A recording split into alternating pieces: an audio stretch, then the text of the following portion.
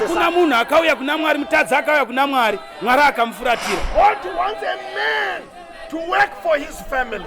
Mwari ari kuti ndinoziva ini mifungo yandinayo pamusoro peupenyu hwangu. Jesu akutoenda kuJerusalema. We speak of his goodness.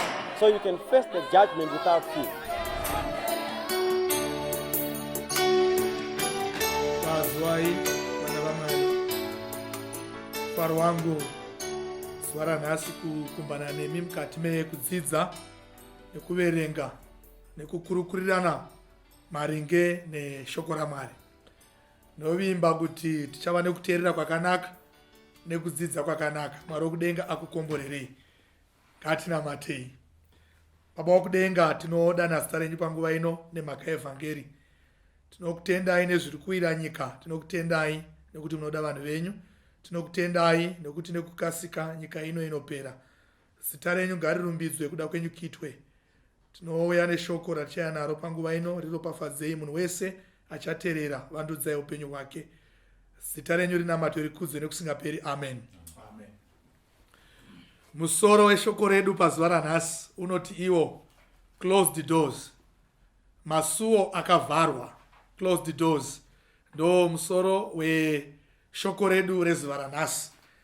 Tinovimba kuti mumwe nemumwe paari achanzwa shoko iri, Mwari wokudenga achimukomborera. Tichatsamira zvikuru patsamba inowanikwa kubhuku yaMabasa kana kuti Acts of the Apostles chapter 12. Ndo patinenge tiri kudzidza pazuva ranhasi, Mwari wokudenga achitiitira nyasha, achitiitira zvakanaka. Ndichaverenga mavhesi apo neapo, ndichikurudzira kuti mumwe nemumwe wedu paari, kana aine gadget ine Bible kana kuti aine bhuku, tiende patsamba iroro tifambidzane pamwe chete. Mabasa chapter 12 inokurukura zvikuru maringe naPeter asungwa naHerod. Peter anosungwa naHerod. Herod vazhinji tinomuziva, harisi zita rinofadza kunzwa nezvaro. Ndakambotaura pane imwe nzvimbo tikati Herod uyu anodhuva zvakadai zvokuti even vana mai vese vadiki nevakuru vanodedzwa nezita rokunzi maKristu, handizati ndamboona amai kana baba vanogara pamwe chete. Handiri kubva kuona, ndine shamwari yangu iri kubva kukomborerwa nemwana izvozvi, kuti nditi naiye akatumidza mwana wake kuti Herode. Handifungi kuti pasi pezuva pane mupenyu akasikwa naMwari. Herode pachake hazi Satani, atoriwo murume akanga abarwa namai vake akatoyamawo mukaka. Asi kusvika pazuva ranhasi ndichiri kuda kunzwa munyika yemaKristu kana paine muKristu akatumidza mwana wake kuti Herod. Nemhaka yeiko pasina anotumidza mwana wake kuti Herod? Herod wakanga ari mambo. Herod wakanga ane mukurumbira, mazita ane makurumbira kandi anofanira kutumidzwa vana. Asi kunyange zvakadaro, handizati ndanzwa munhu akatumidza mwana wake kuti Herod. Herod nemhaka yei tisingawani vanhu vari kutumidza vanavo pazuva ranhasi munyika yemaKristu? Nengari yekuti aiva mambo, yes, asi aiva mambo ane utsinye. Mambo aizikanwa kuti kana akange ati nanga newe, zvedi rinogona kusavira uri mupenyu. Herod akabva ati nanga nevakomana. Vakomana vaibata basa raMwari. Mushure mekunge Jesu aenda kudenga pana Mabasa chapter 1 verse number 11, Jesu akwidza kudenga anosiya vakomana vachibata basa zvaimwisa mvura, vachibate basa zvakadai zvokuti nyika yose yakazungunuka, zvikasvika even munzeve dzaHerodhi. Akafunga kuti umambo hwakutorwa nevakomana.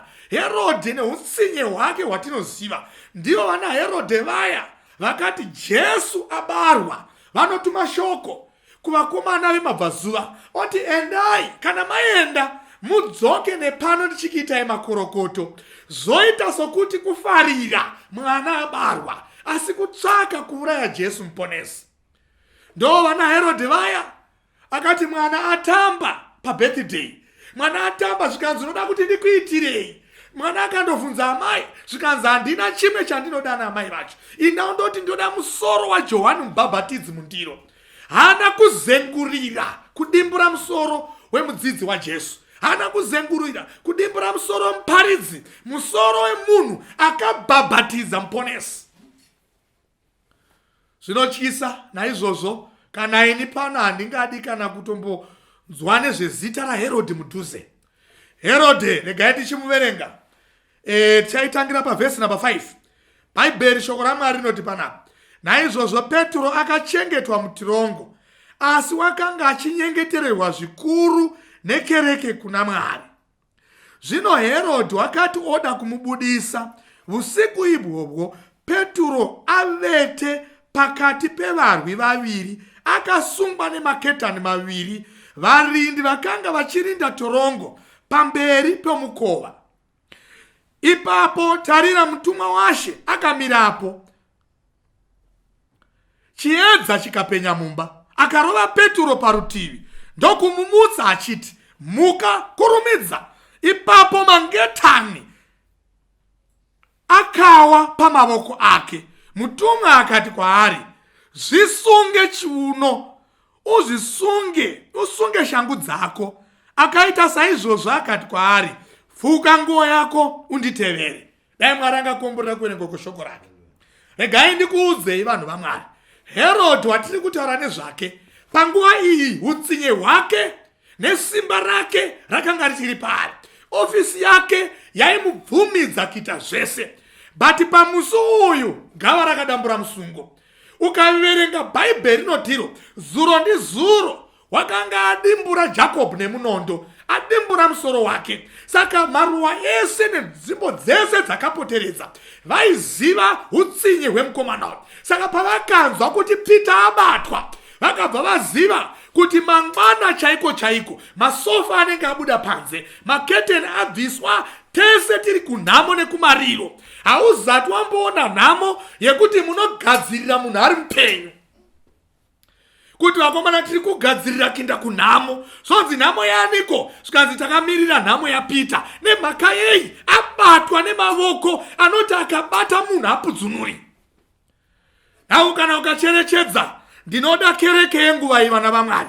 Bhaibheri rinotiro Peter abatwa.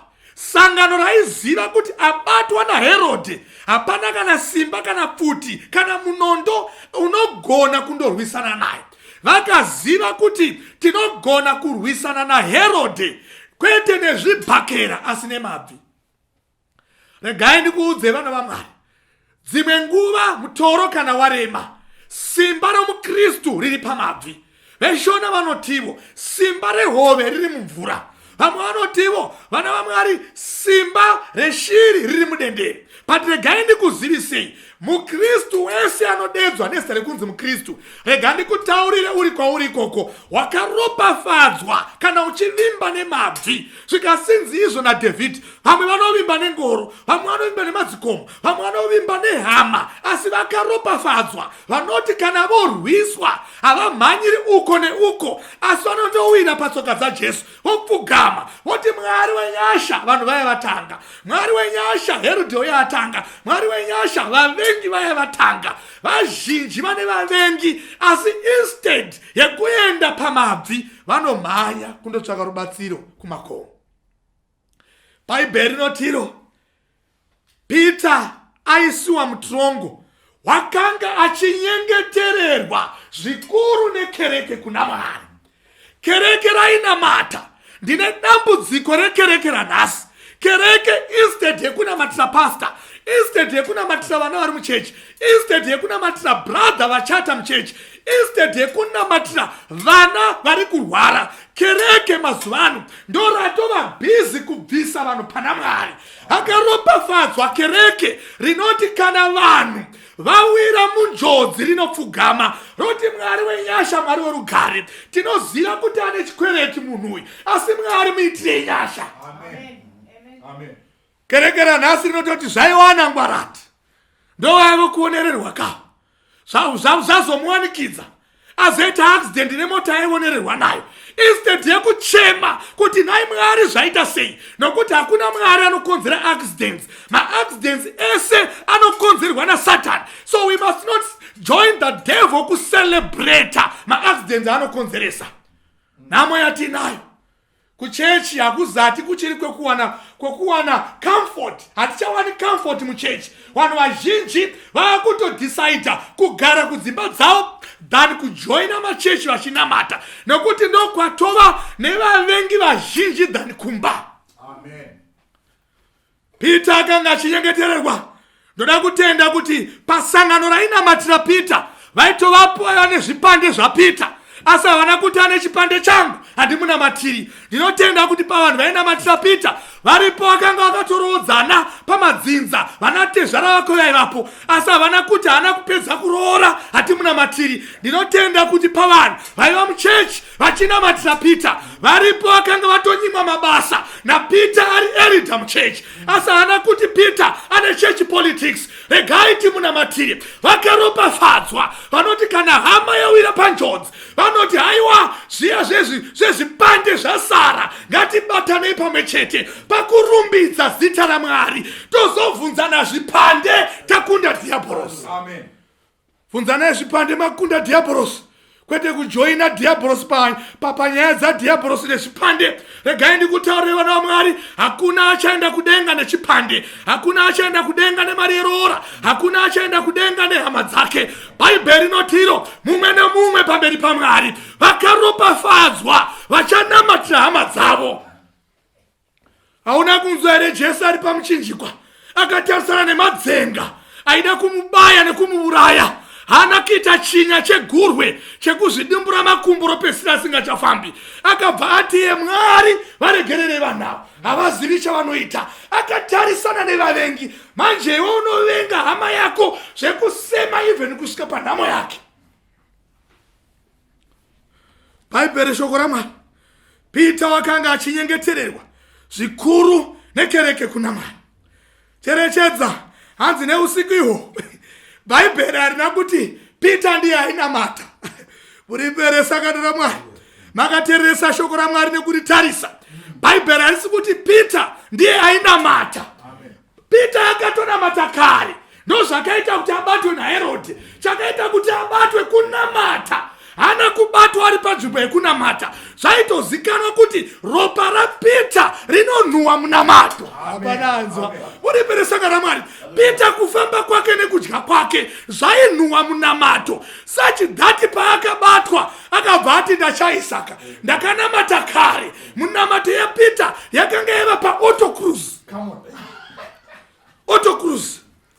Hatinamati nekuti tapinda munjodzi. Tinogara takanamata kuti kana tazova munjodzi Mwari wenjodzi anotirwira. Mwari wenjodzi anotirwira. Kwacherechedza zvikasinzi zvinotimu payakanzwa kuti Eridha vabatwa. Bhaibheri rinotiro Peter wakanga akarara. Vanhu vaMwari muri kunzwa here sokweni? Akarindwa nevarwi vana 16 soldiers dzakarinda mukomana. Iwo masoja asina kurara, asi vakarinda munhu ari kuzofa mangwana akarara. Zvinogwenyi mafizi akakwira ne 50 bond. Hamurari maina baba, makafuratirana. Munorara here mukoma? Zvikasinzi mwana akangokosora, mwana akabarwa nezuro akangokosora, kuri kukosora kwekukura. Hamuchataudzani zvakanaka, muchipumana. Chidzimanya undotenga chakati. Regai ndikutaurira naMwari, kana tavatendi muna Jesu hatina need yekustresika. Bhaibheri rinotiro musafunganya hama inodiwa kuti tichadyei pazuva ramangwana. Chero vakatisunga havana kusunga isu. That's why Paulos achiti handizati ndichirini ndinorarama asi Jesu ari mandiri. Saka vakarova ini vanoita sevarova ini but varova mukomana. Saka Peter aiziva kuti havana kusunga ini vana vasunga mukuru. Saka Peter akarara zvake achiziva kuti mangwana ari kudimburwa musoro. Sangano richimunamatira. Vhesi inotiyo chiripo ripotyo pakati peusiku.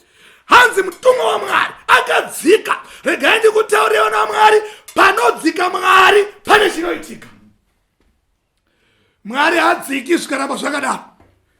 Mwari hadziki zvikaramba zvakadaro. Mwari paadzika pane chinoitika. Bhaibheri shoko raMwari rinoti paakadzika chiedza chakapenya mumba. Zvino mai munoti makagamuchira Jesu hatina kumboona chiedza chinotaridza kuti mukomana akadzika, makuhwa maingosichiita musati mabhabhatidzwa, matonyanyisa zvoita sokuti makabhabhatidzwa muzita raSatani.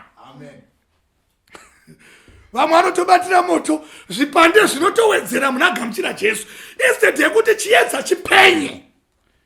Chiedza chipenye. Bhaibheri rinotiro chiedza chakapenya mumba. Mutumwa waMwari akadzika akarova Peter parutivi kuti mucherechedze. Mutumwa paakadzika akaonekwa nevaifanira kumuona. Masoja aivamo 16 asi haana kumuona. Pakatoita kupenya. Ivo vakatonyanyisa kutoona dima. Wazari kuna matauko. Unogona ngoitiona bharanzi riri kuparidza. Asi vekuponeso vari kutoti Mwari maita henyu. Saka tinoona zvakasiyana nguva imwe. Pamuchinjikwa imwe mbavha yakaona ruponeso pana Jesu. Asi imwe yakaona benzi raiponesa vamwe richitadza kuzviponesa.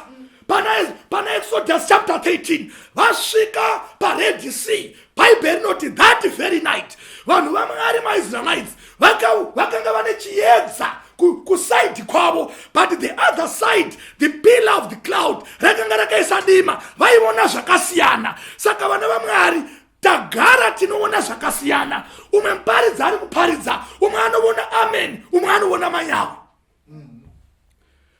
Vakaona zvakasiyana. Mukupedza munhu waMwari nakuti ucherechedze. Bhaibheri rinoti Peter akasunga chiuno, komana akasunga akaziva izwi kuti izwi ndiramuponesi.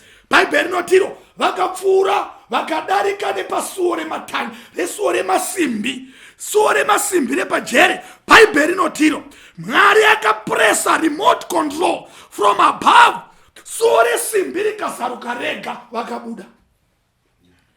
Suo harina akabata. Vakomana havazuva vakaona suo gedhe repajere ndo rakaona vanhu vaMwari vachiuya rikazaruka rega. Hamuna kundinzwa vanhu vaMwari, ndiri kuti usachema neCovid-19. Iyo ikakuona kuti iwe uri munhu waMwari une nyaya, ichaziva zvokuita newe kuti uye hazwe kupomera. Iwe ramba wakamira panzvimbo. Muri peresanga raMwari. Tereresa, dambudziko haisi yo problem. Dambudziko rinotoziva kuti habatwi. Hapana anzwa. Pane vamwe vanoti ni Mwari ndichengetei. Chekutanga Mwari anovhunza ndokuchengeterei. Peter aiva nenyaya zvo. Aitova pane zvaaifanira kutobudira mutirongo kuti andoparidza ushe hwakanaka hwaMesiyasi. Iwe unoda kupindura mutirongo kuti vandokuona kuti wakapenga, wakanyanya. Language yaofanira mazuva ano. Handizvo. Bhaibheri rinotiro masuo esimbi achazaruka koga kana tiri pamission yaMwari, takanangana nekuita basa raMwari, tichirevesa zvikanzi tisingakwanisi kutengwa kana kutengeswa, tiri vakomana nevasikana vanomira muzvokwadi. When we are preachers, we preach truth to power. Truth to power. Vasingafijiti, vasingatsvaki kufadza mabusiness people enguva ino, vasingatsvaki kuparidza zvekutsvaka matenda, vasingatsvaki kuparidza zvekutsvaka michato, vasingatsvaki kuparidza zvekupiwa minda, vasingatsvaki kuparidza zvekutsvakirwa mabasa, vasingatsvaki kuparidza zvekuwana mavhisa, vasingatsvaki kuparidza zvekupiwa mari. But God is in the business of investing in preachers who preach truth to power. Amen. Truth to power.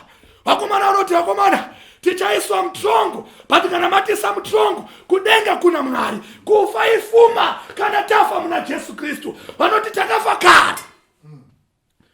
Mwari ndiye achatozodecide kuti haundiudzi nguva yekufa iwe. Kaisati yakwana Mwari waita zvaanoita kuti suo rizaruke. Bhaibheri rinotiro suo razarika, vakati fambe fambe. Zvikanzi mutumwa ndiye akatoona kuti tasvika kunoko kwaright. Bhaibheri rinotiro ipapo mutumwa akabva kwaari. Vhesi yobva yatiyo shasha kubva pavhesi namba 10 ichidzika. Zvikanzi Peter akasara akafungisisa, akati ndinoziva zviro kwazvo kuti izvi zvaitwa naMwari. Mwari atuma mutumwa wake akandirwira paruoko rwemaJudha neparuoko rwaHerodhe. Zvikanzi mbiri kuna Mwari. Cherechedza, pane vanhu vakati vaguta nyemba, Mwari avakomborera, vakatanga kutuka Mwari. I have no kind words for such people. Regani kuudze mdikani wakateerera shoko uri kuCanada. Regani kuudze mdikani wakateerera shoko uri kuHarare, wakateerera shoko uri Australia. Makakomborerwa naMwari. Pati dambudziko ramaita masiya Mwari akakukomborerai. Vazhinji vakomborerwa vakapa credit kunjere dzavo, vamwe vakatenda maraki asi ari Mwari avakomborera. Pita azarurirwa masuo esimbi akati zviro kwazvo ndinoziva kuti izvi hazvina kuitwa nevanhu asi Mwari ndiye azviita. Vakaropafadzwa vachatenda Mwari kana vazarurirwa masuo avo esimbi. Bhaibheri rinoti vakasvika kwakuine all night church kwaiena matairi. Peter akasvika akagugudza akanoka pasuo rematanda. Ndoda kuti ucherechedze some little bit of theology. Ndoda kuti ucherechedze vachibuda mutirongo suo resimbi rakazaruka rega risina aribata. But vachisvika pasuo rekumba kwanaRodha, suo rakatomuona Peter, suo rematanda rakamuona asi harina kuzaruka rega. Suo resimbi harina kumirira kunokwa, risati ranokwa rakazaruka rega. Mangetani akadonha achihakunuka nekusununguka ega achiwira pasi ndobva rati gagagagagaga richizaruka rega. But suo rematanda rinomunywa nemunjuru, suo rematanda rinoti rikanaiwa rinofuta, suo rinoora, harina kuzaruka rega. Zvakatsvaka musikana anonzi Rodha kuti auye azarure suo iri. Ndokubva aona mukomana. Vana vaMwari regai kuudzei, Mwari wedu haspecialize kuvhura madhoo ese ese. Mwari wedu achazarura masuo esimbi, masuo ematanda zarura naemeka ikoko. Bhaibheri rinotiro kudza baba namai. Mazuva ako emazhinji panyika zvinongotsvaka kukudza baba namai. Harizi suo resimbi, ende kuna baba namai woti amai ndakakutadzirai, suo rematanda richazarurwa. Resimbi zarura wega. Mwari anoda masuo esimbi. Vakomana nevasikana vanoti ndakanga ndakazvibata ndikatochata muchato mutsvene asi mbereko yashayikwa. That's an iron gate. Rinoda divine intervention. Divine intervention. Masuo esimbi ndiwo anozarurwa naMwari. Form komana regani kuudze, I don't even stand to be guided. Panguva ino regani kucherechedze ndikuudze munhu waMwari. Chero ukasangana neni mustreet handisi kuzochinja statement yangu. Form 4 haidi munamato. Form 4 inoda kuti munhu aise pfungwa dzake pabhuku, wotenga mabhuku nemaquestion paper, worevisa. Hazvidi munamato. This is just but a wooden door. Mwari noti pastor, and I don't waste my time as a pastor kunamatira munhu kuti apase form 4 zvinodiwa paform 4 nozviziva. Try again. Try kusvika wagona. Nemhaka yei munozotuka Mwari zvana meti dzaramba kubuda mushe. Mwana wapasta anofoira asi mwana wen'anga anopasa. Mwana wamuroyi anopasa.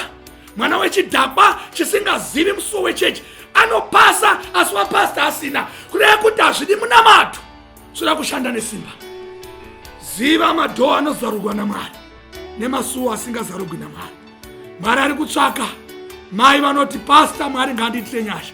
Mwana wangu wakakurira muchechi, hapana chavasina kuita muchechi, asi ko zvinovaphanduka nenyika hapana anofona, hapana achadini. Ndasara ndiri ndega ndichitetereka nenhau. Masuo esimbi Mwari achazaruka. Mwari wokudenga akukomborere. Uri pauri ipapo ndati Mwari wokudenga akuitire nyasha. Isuo ripi rawakavharirwa, kana riri rematanda, munhu waMwari usanetseka. Iri enda undorishanda uri rega. Enda unodedza anaRodha murigadzirise. Makuhadi munamato. Information yauri kufambisa usina source iri reliable, source yakasimba, haugoni kuzvimiririra. Saka chingorega makuhwa, usanetsa vanamato uchida munamato. Mwari ari kuda serious business. Mwari akukomborere. Mwari akuitire zvakanaka. Umwe nomumwe kwaari nokusingaperi.